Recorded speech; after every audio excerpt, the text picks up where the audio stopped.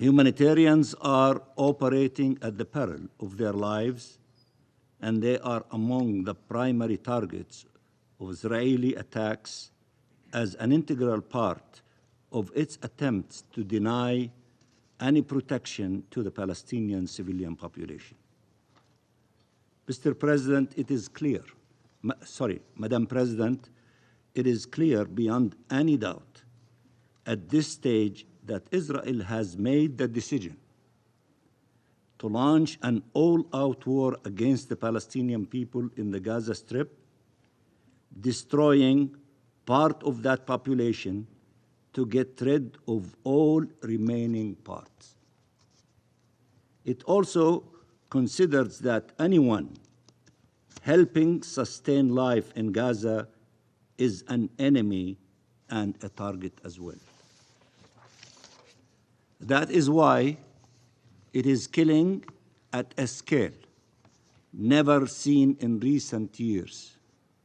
Doctors, medical workers, humanitarian workers, members of rescue teams, UN staff, and journalists. This is evident in Israelis' ongoing massacres in the north of Gaza. They are accompanied with evacuation orders to the hospitals, the 3 hospitals that they were mentioned in this chamber in the area. Hospitals like homes and shelters are bombed and besieged and attacked. The threat of the destruction of the population as a whole serves at forcibly displacing it, not for its safety, but to seize control of that territory and to force it into submission. The unprecedented attacks against the UN and its Secretary General, as well as the attacks against UNRWA, the physical attacks against its staff through killing, maiming, detaining, and torturing them, the attacks against its headquarters, the bombings of UNRWA schools, shelters, offices, and storehouses and distribution centers, and now the threat of legislation to prevent UNRWA from operating at all in the occupied Palestinian territory have to be understood in that context. And in this connection, we totally support UNRWA and what Lazzarini said, and to take it very seriously.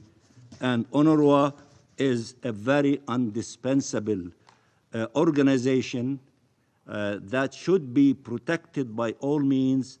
It is the greatest success story in the history of the United Nations. If the aim, of course, of the Israeli aim, is to make Gaza unlivable, then it must attack the backbone of the humanitarian response in Gaza, UNRWA. The real target from the attacks on the UN in general and UNRWA in particular are the Palestine refugees the agency serves and the entire Palestinian civilian population in Gaza who became dependent on UNRWA's support for survival during this genocide. Israel, the occupying power, has the obligation to protect that population and provide for it. Not only is it failing to do so, not only is it attacking the population instead of protecting it, it is also attacking those who are responding to the needs of this population, given Israel's failure to uphold its own obligations in this regard. It is not listening to any one of you. You keep repeating yourself. We had dozens of meetings. I heard the word must maybe 100 times in this session. Must to have ceasefire. Must to have humanitarian assistance, must to do all the things, a long list, and one country is not listening to you. And you are refusing collectively to use the tools available to you to implement its resolutions. The last one, 2735, starts with a ceasefire. You repeat that and you ask for it and you say we must have a ceasefire, and one is not listening, ignoring you. At times in the past used to lecture you that why are you wasting your time in this discussion? You should be paying attention to another country.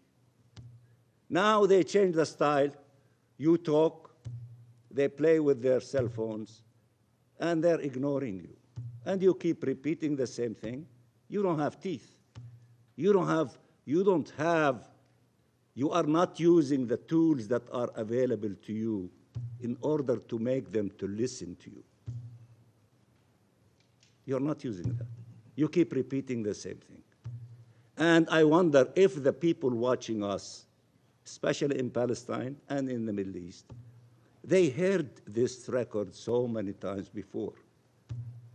Who is stopping you from imposing and forcing your resolution to be implemented, to have a ceasefire? There's one standing in your way.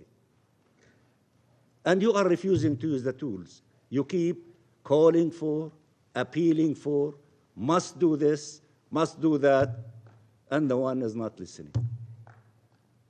And I think Einstein, if I'm not mistaken, said that you keep repeating the same thing, expecting different results when you fail. It's an exercise in futility. And you are a perfect example of that saying of that brilliant man, Einstein.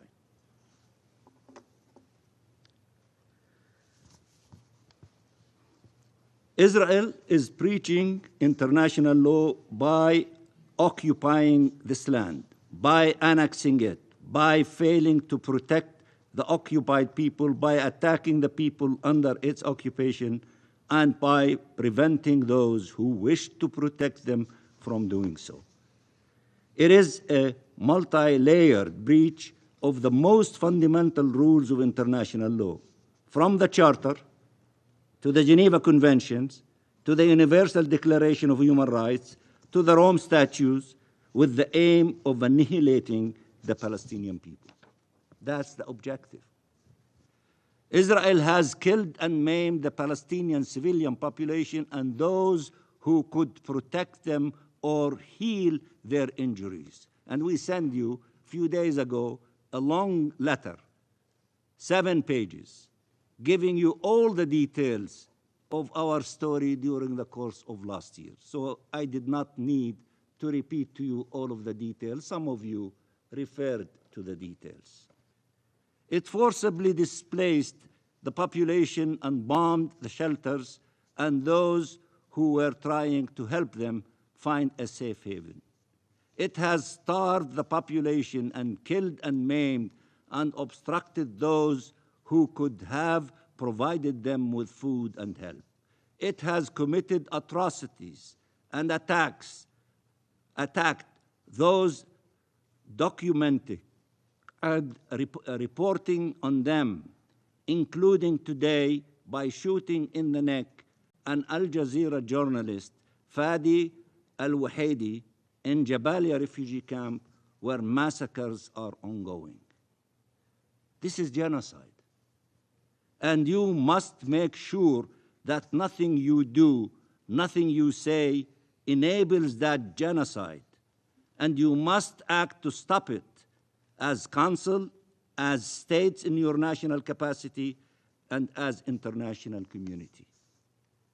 We denounce complicity and we denounce complacency and we denounce self-inflicted powerlessness. More and more countries are calling for an arms embargo to make sure not to provide Israel with weapons it could use against the civilian population. If you are calling for a ceasefire, you don't feed the fire by sending weapons and ammunition. More and more countries are calling for accountability against perpetrators of crimes to prevent their reoccurrence. If you call yourself a champion of international law, you do not help shield perpetrators of atrocities.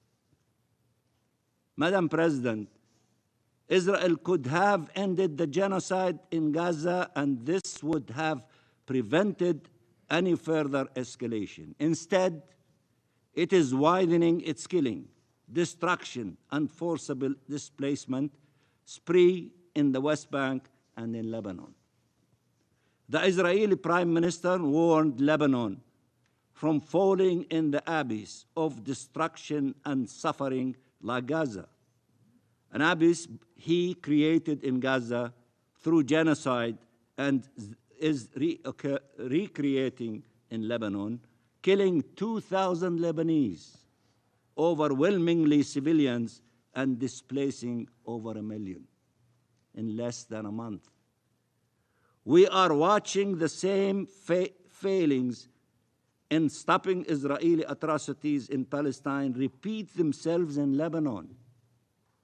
Is our blood cheap? Are our civilians less worthy of protection?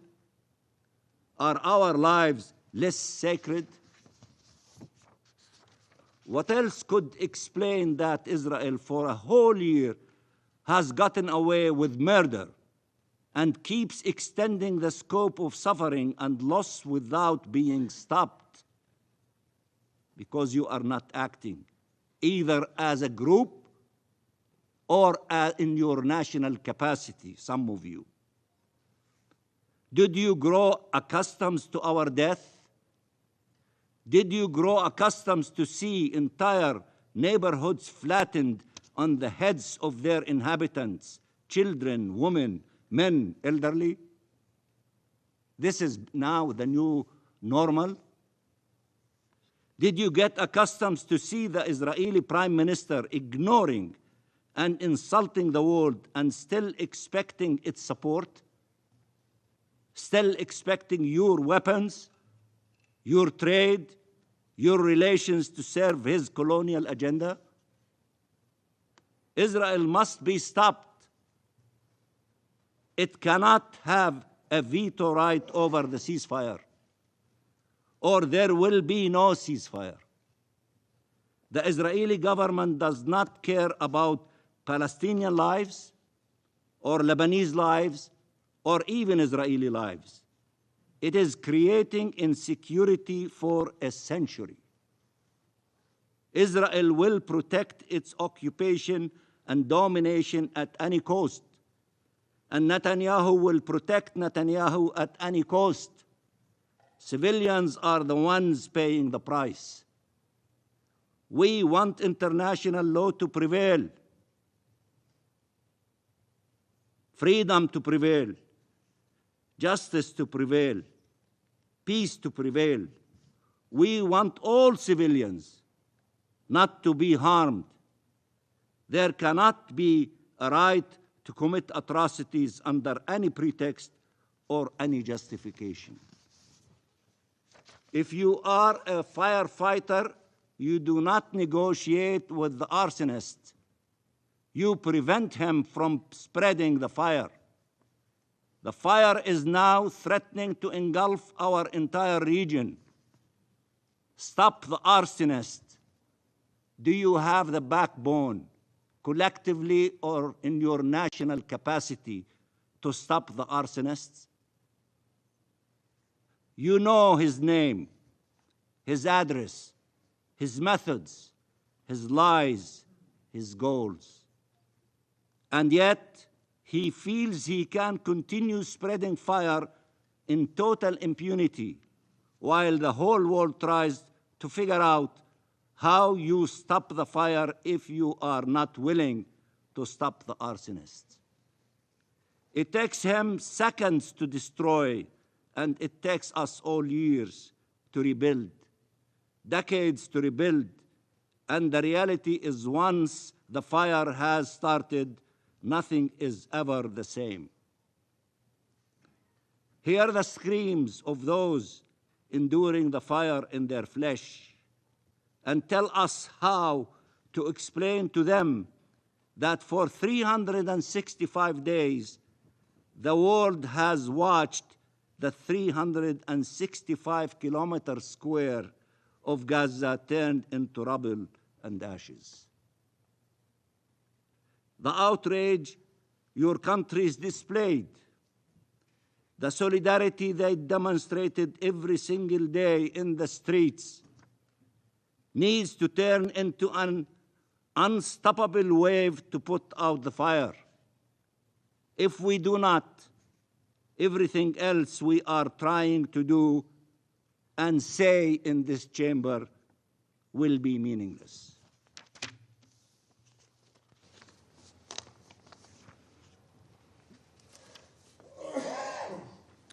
Je remercie l'observateur permanent de l'État observateur de Palestine.